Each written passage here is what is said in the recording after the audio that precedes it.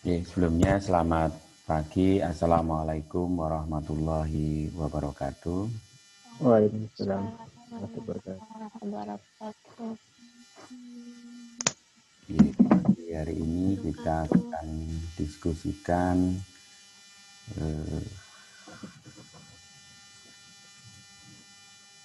materi lanjutan dari minggu yang lalu adalah perencanaan kapasitas secara teoritis. Hari ini kita akan membahas tentang perencanaan fasilitas dilihat dari metode-metode yang digunakan. Ada beberapa metode di dalam perencanaan kapasitas, namun nanti tidak semua metode ini akan saya sampaikan karena teman-teman di semester ini juga sebenarnya sedang mendapatkan di mata kuliah Operation Research atau riset operasi. Oke, saya mulai dari metode perencanaan kapasitas. Yang pertama adalah metode linear programming dengan menggunakan pendekatan grafik. Nah, metode linear programming dengan pendekatan grafik ini hanya dapat digunakan untuk menyelesaikan metode yang mewakili dua variabel keputusan atau dua kombinasi produk. Nah, mungkin teman-teman sebelum masuk ke perhitungannya, logikanya adalah bahwa ketika kita mau merencanakan kapasitas, tentu saja kita diawali dengan produk apa yang akan kita hasilkan. Itu dilihat dari jenis produknya. Yang kedua adalah berapa banyak yang akan dihasilkan, itu berdasarkan teori peramalan. Dan yang ketiga adalah berapa kombinasi produk yang memberikan keuntungan paling optimal. Jadi kita sudah masuk kepada tingkat menghitung berapa jumlah produksi ideal, supaya kalau dilihat dari sisi biaya, itu biayanya paling efisien. Kalau dilihat dari sisi keuntungan, itu keuntungannya paling optimal atau paling tinggi. Nah, pendekatannya adalah linear programming grafik. Ada beberapa langkah yang dapat dilakukan dengan menggunakan linear programming dengan menggunakan pendekatan grafik ini. Yang pertama, kita akan identifikasi tujuan pokok. Di dalam linear programming grafik ini ada dua tujuan. Yang pertama adalah apakah kita ingin mencari tujuan mengoptimalkan laba, itu berarti nanti fungsi tujuannya adalah optimal laba. Yang kedua, apakah kita akan meminimumkan biaya. Jadi tujuannya ada dua, identifikasi terhadap tujuan pokok itu apakah kita ingin memaksimalkan laba atau kita akan meminimalkan biaya. Karena nanti akan berpengaruh terhadap fungsi tujuan itu sendiri. Jadi formulasi. Nah, yang kedua adalah untuk mencapai tujuan tersebut, maka kita harus menentukan faktor kendalanya itu apa.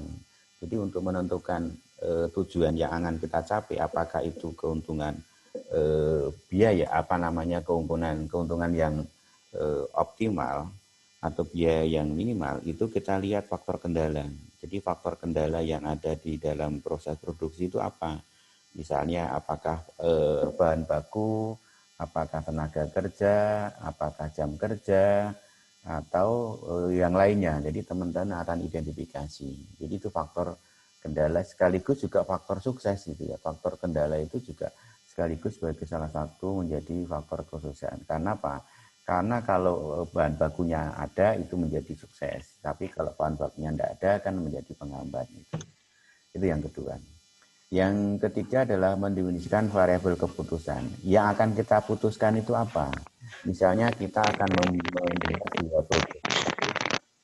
produk A dan produk B. Maka keputusannya adalah menghasilkan produk A dan menghasilkan produk B. Itu keputusannya. Nah, yang berikutnya menentukan fungsi tujuan, yaitu Z-max atau Z-min, yaitu Z maksimal atau Z minimal. Z maksimal itu adalah fungsi tujuan keuntungan, Z minimal adalah fungsi tujuan biaya gitu. Jadi nanti hasilnya apakah kita di dalam beroperasi itu menghasilkan keuntungan yang besar atau yang optimal, atau di dalam kegiatan produksi itu kita mengeluarkan biaya yang minimal. Yang berikutnya menentukan variabel non negativity, itu biasanya lebih besar atau sama dengan. Jadi nanti ditentukan nilainya setelah kita menentukan variabel itu. Itu langkah yang ada di dalam linear programming. Nah, sekarang saya masuk ke contoh. Nah, contoh ini sudah saya ringkas, jadi teman-teman sudah saya ringkas. Jadi tabelnya menjadi tabel seperti ini, sehingga kalau saya deskripsikan, contohnya kurang lebih seperti ini. Misalnya sebuah perusahaan Kondang Jaya menghasilkan dua macam produk, yaitu produk A dan produk B. Dalam menghasilkan produk tersebut, PT Kondang Jaya memerlukan bahan baku dan menggunakan tenaga kerja. Bahan baku yang digunakan untuk setiap unit produk A itu 4 kg dan untuk setiap unit produk B itu 8 kg. Kapasitas bahan baku yang tersedia itu sebanyak 60 kg. Sementara itu untuk menghasilkan produk A dan produk B tersebut butuh tenaga kerja. Satu unit produk A itu memerlukan 8 jam kerja dan satu unit produk B itu memerlukan 4 jam kerja. Kapasitas jam kerja yang tersedia sebanyak 60 jam kerja. PT Kondang Jaya juga menentukan kebijakan terkait dengan harga jual. Yang pertama terkait dengan produk A, harga jualnya adalah 400 dan produk B harga jualnya 500. Dari identifikasi biaya terkait dengan biaya variabel, baik itu bahan baku dan tenaga kerja, maka dapat diakumulasikan biaya variabel per unit untuk produk A 200 dan untuk produk B 250. Dengan biaya variabel dan tingkat harga jual tersebut, maka PT Kondang Jaya dapat memperoleh tingkat keuntungan per unit untuk produk A Rp200 dan untuk produk B Rp250. Pertanyaannya adalah tentukan kombinasi jumlah produk yang optimal untuk meminimalkan biaya dan untuk memaksimalkan keuntungan. Ini kira-kira kalau dibuat narasi ya contoh ini. Nah, kalau misalnya teman-teman tadi mendapatkan narasi seperti yang saya sampaikan tadi dan teman-teman itu bisa membuat grafik seperti ini sudah dapat nilai teman-teman. Kalau orang produksi itu nilai dari prosesnya. Artinya teman-teman bisa mengkonstruksikan soal tersebut gitu.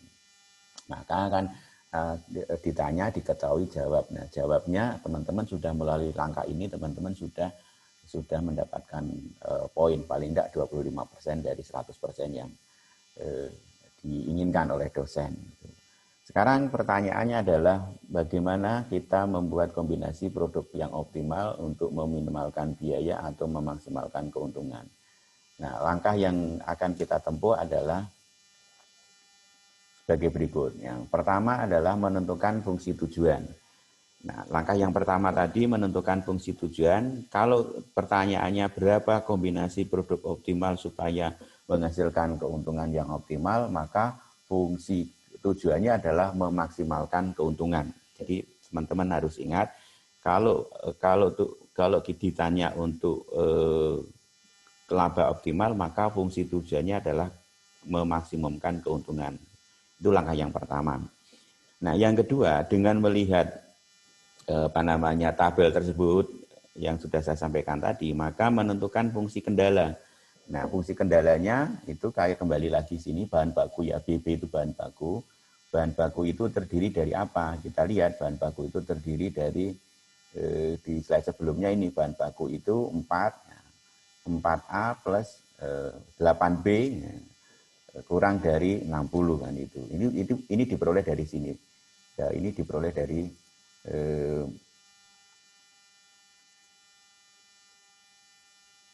diperoleh dari sini, di bahan baku tadi. Terus tenaga kerja 8A plus 4B sama dengan lebih kecil atau sama dengan 60 itu diperoleh dari sini. Oke, saya kembali lagi ke slide berikutnya.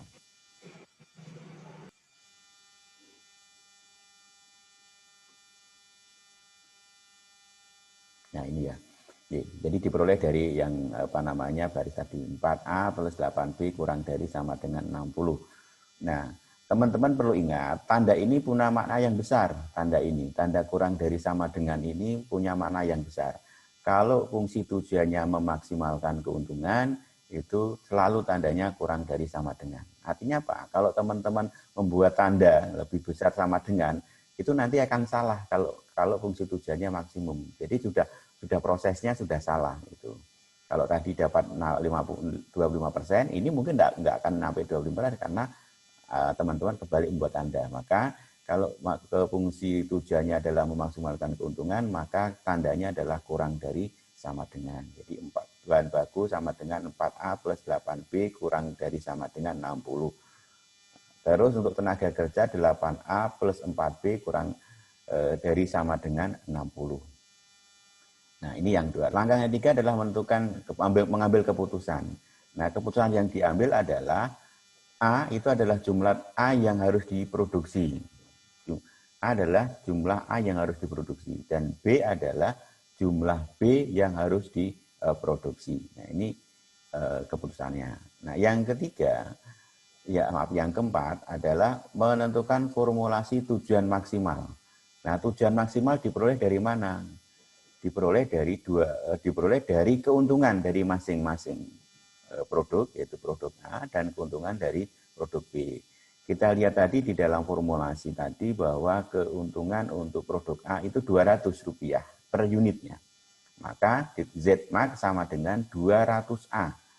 Ditambah karena di produk B itu keuntungannya Rp250 per unit, maka ditambah 250 unit Rp250 unit B, yang di B, maka 200A plus 250B. Nah, ini formulasinya. Terus mencari kombinasi yang memaksimalkan keuntungan. Nanti teman-teman membuat grafiknya. Nah, kalau sudah sampai sini teman-teman itu sudah nilainya 50%. Kalau langkah ini benar ya. Jadi kalau langkah pertama tadi udah dibuat, langkah ini benar, maka teman-teman sudah dapat 50% dari 100% poin. Kalau satu soal itu diberi bobot 100%. Nah, sekarang mencari salib sumbu. Mencari salib sumbu. Nah, kendala bahan baku, kita mencari kendala baku. Ini kendala bahan baku tadi adalah 4A plus 8B. Kita rubah, ini sama dengan, bukan kurang dari. Jadi 4A plus 8B sama dengan 60. Nah, kita buat formulasinya adalah jika A sama dengan 0, maka 8B sama dengan 60. Maka B berapa? B adalah 60 dibagi 8. Jadi 60 sama dengan 8B, maka B adalah 60 dibagi 8. Ketemunya 7,5. Yang berikutnya, jika B sama dengan 0, maka 4A sama dengan 60. Maka A nilainya berapa? A adalah nilainya 60 dibagi 4 sama dengan 15. Ini untuk fungsi kendala bahan baku. Sementara untuk fungsi kendala tenaga kerja adalah 8A plus 4B sama dengan 60. Sama dengan langkah yang di awal tadi, jika A sama dengan 0, maka 4B sama dengan 60, maka 60 dibagi 4, maka B sama dengan 15. Yang berikutnya, jika B sama dengan 0, maka 8A sama dengan 60, maka nilai A adalah 60 dibagi 8, ketemunya 7,5. Pertanyaannya adalah berapa kombinasi produk yang optimal? Nah, teman-teman masukkan ke dalam formulasi ini nanti. Dimasukkan ke dalam fungsi Z sebelum ke sini ya, kita masukkan fungsi Z. Nah, sekarang kita bentuk grafiknya. Ini grafiknya, fungsi bahan baku. Jadi 8, jadi 60 dibagi 4 itu 60 dibagi 8 ketemunya 7,5, 60 dibagi 4 ketemunya 15. Maka di sini 15 dan 8. Saya tarik ini. Nah, inilah yang disebut dengan persamaan garisnya. Garis dari sini ke sini, ini titik 15 ke 7,5 atau 7,5 ke 15, ini disebut dengan garis persamaan bahan baku. 8A plus 4B sama dengan 60. Terus dari 7,5 yang garis kuning ini ke 15, ini garis persamaan, maaf ya kebalik ya, tadi ada bahan baku tenaga tenaga kerja. Harusnya ini tenaga kerja ya. Di perusahaan tenaga kerja. Mohon maaf saya salah tulisnya. Tenaga kerja. Nah, yang berikutnya adalah berapa titik optimalnya. Teman-teman nanti di dalam persamaan metode grafik itu menentukan Z maksimal itu adalah daerah-daerah yang mendekati titik original, yaitu 7,5 di titik sini. Nah, di sini ada titik ya. Harusnya ada titik, misalnya A, B, C atau X, Y, Z misalnya di sini dimasukkan ke dalam fungsi persamaan. Tapi pertanyaannya adalah berapa titik yang ada di sini? Titik yang ada di sini itu berapa?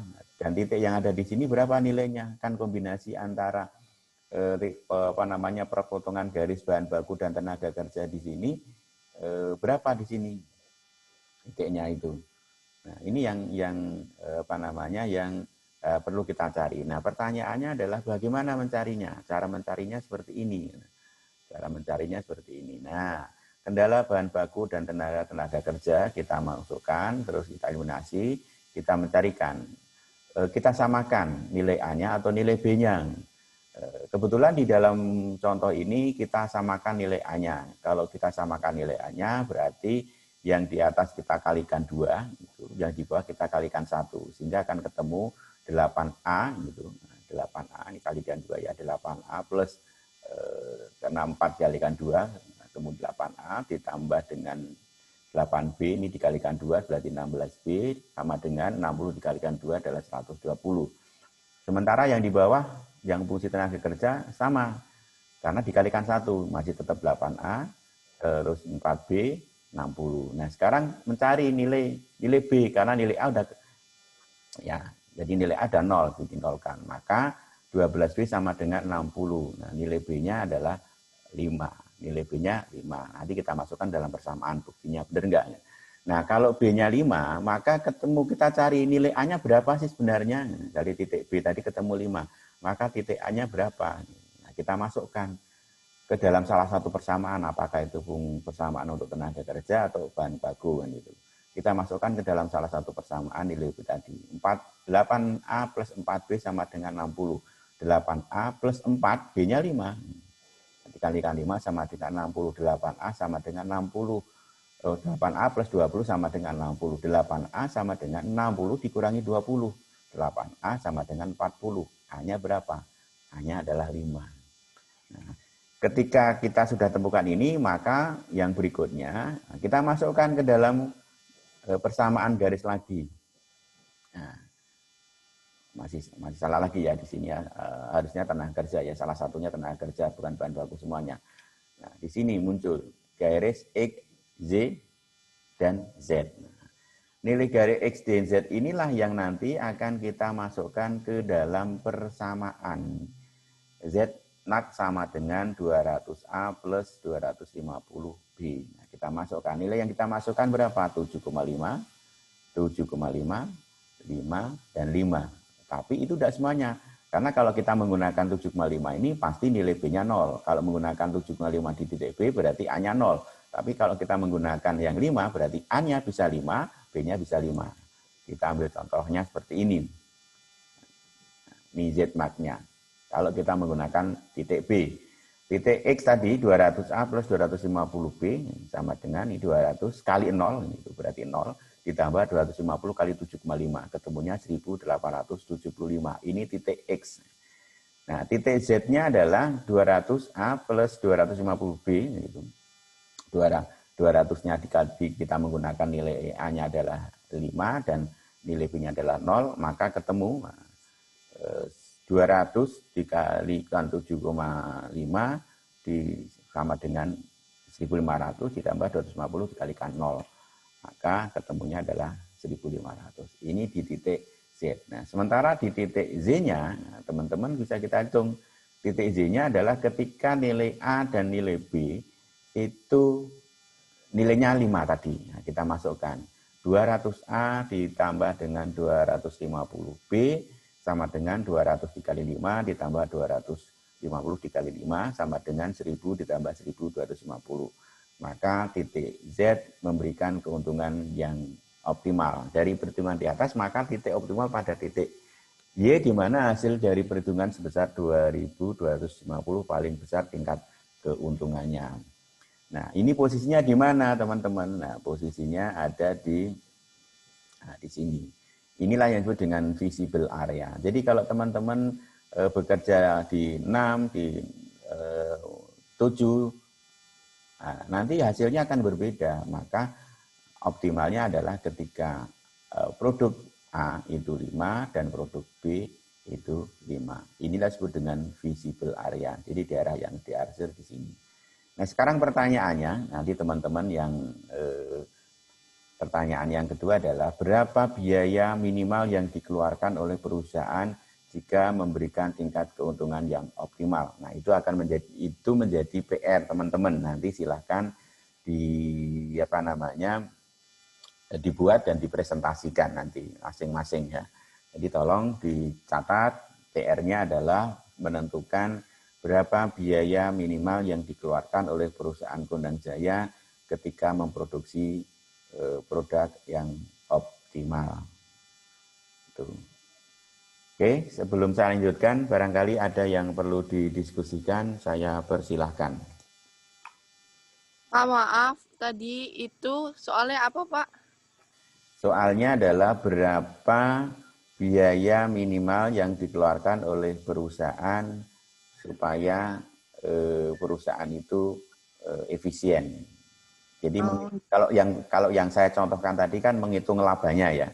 Berarti fungsinya adalah Z-Max. Nah, Z-Max 250A plus 250B. Nah, sekarang pertanyaannya, kalau saya minta untuk teman-teman itu menghitung biaya, maka persamaannya bagaimana dan kombinasi produknya seperti apa? Oke, Pak, makasih. Oke. Oke, yang lain monggo. Sebelum saya lanjutkan metode yang kedua, saya tidak akan menggunakan metode yang simplex. Nanti teman-teman bisa mempelajarinya di operation research ya sambil mengenang. Itu. Oke, kalau tidak ada, saya lanjutkan ke metode yang kedua adalah analisis titik impas atau break even point. Ya, jadi break even point ini merupakan alat untuk menentukan atau menetapkan kapasitas yang harus dimiliki oleh sebuah fasilitas untuk mendapatkan keuntungan. Jadi kalau teman-teman itu tidak bisa menghitung break even point, ya nggak akan bisa menentukan tingkat keuntungan. Break even point itu apa sih? Mungkin ada yang masih mengingat apa yang disebut dengan break even point. Bisa di-unmute kalau ada yang mau menjawab.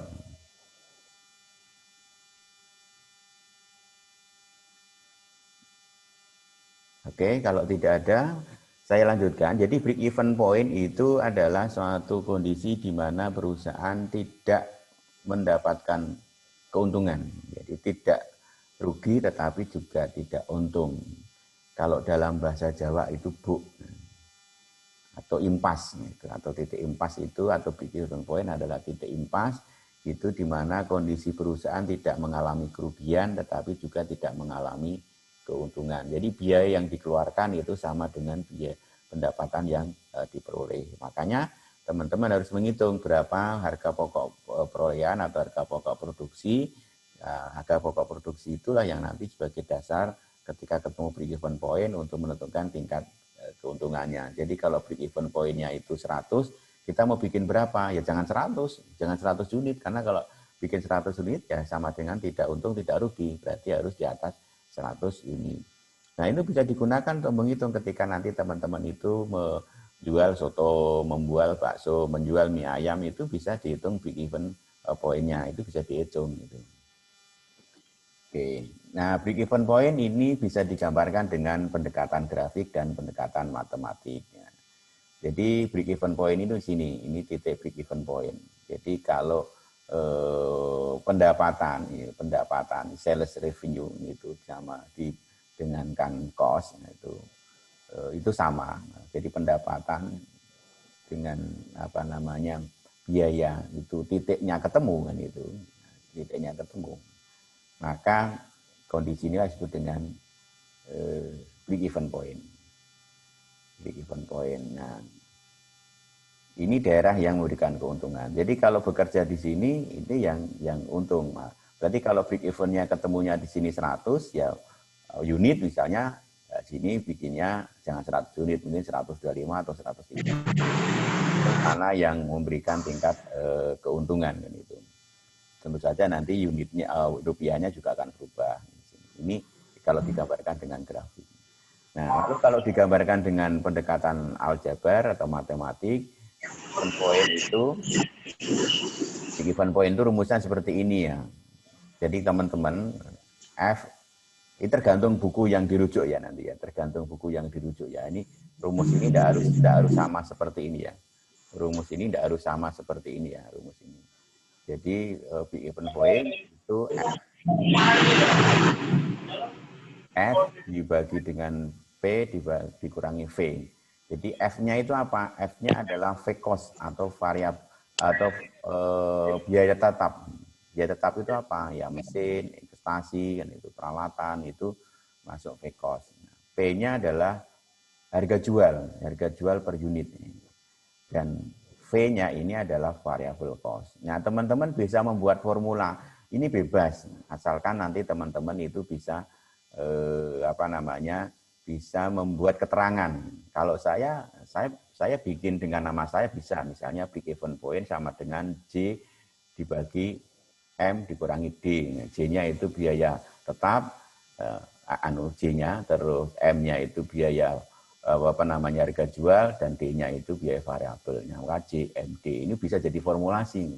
Tapi saya buat keterangan itu J-nya itu apa, M-nya itu apa, D-nya itu apa, itu bisa. Itu. Maka kalau teman-teman membaca di buku yang lain, maka di sini rumusnya kadang-kadang ada FC, V cost kan itu. Terus P, terus VC kan itu. Nah, ini tergantung teman-teman ya di buku yang dirujuk itu. Maka ketika menulis skripsi kan rumusnya diambil dari mana, itu harus dicantumkan gitu. Misalnya diambil dari bukunya Jumadi tahun berapa, halaman berapa, ini harus dirujuk. Keterangannya harus sama persis kalau ngerujukannya itu. Maka ketika ada satu orang yang menggunakan seperti ini, dengan yang satu orang menggunakan J sama dengan dibagi dengan M dikurangi D tadi, itu lihat rujukannya, rumusnya tidak salah.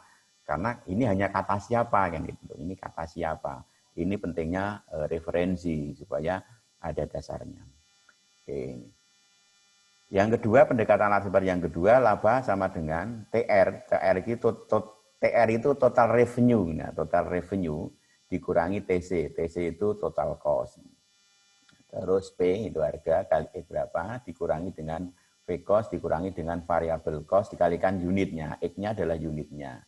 Jadi P-nya itu berapa harganya, berapa unit yang terjual dikurangi dengan V cost ditambah dengan variable cost dikalikan dengan unit yang dibuat. Nah, atau ini PX dikurangi variabel dikurangi sama dengan P dikurangi V dikalikan X dikurangi V, ketemu. Maka titik impas adalah biaya tetap dikurangi harga dibagi dengan harga jual dikurangi dengan biaya variabel.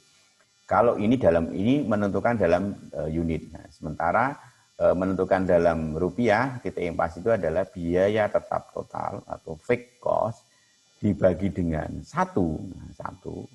dikurangi dengan pembagian antara biaya variabel dengan harga jual. Ini rumus yang digunakan. Oke, sekarang contoh soalnya. PT Jaya Inks memiliki biaya tetap sebesar 10.000 pada periode ini. Biaya tenaga kerja langsungnya 1,5 per unit dan biaya bahan bakunya 0,75 per unit. Harga jual 4 rupiah per unit. Hitunglah titik impas dalam rupiah maupun dalam unit. Caranya bagaimana? Caranya nanti teman-teman bisa diotak-atik. Nah, caranya 1.000 itu dibagi dengan 400 dikurangi kan itu. Dikurangi ini dengan ini ditambahkan 1,5 ditambah dengan 0,75 ketemunya berapa?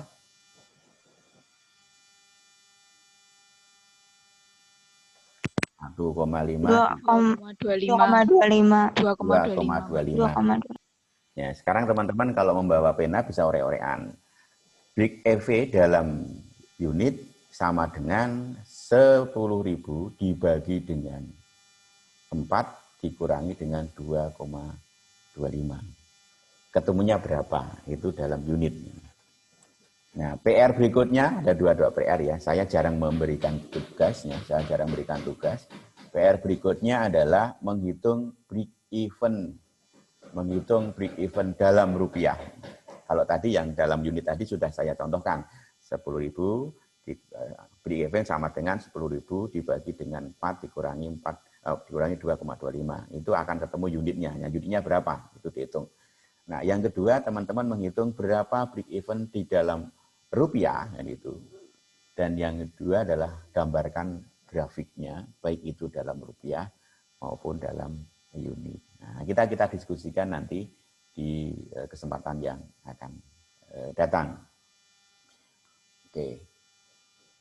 Oke teman-teman, sebelum saya lanjutkan masih ada waktu 5 menit. Kalau ada yang perlu didiskusikan saya persilahkan, monggo.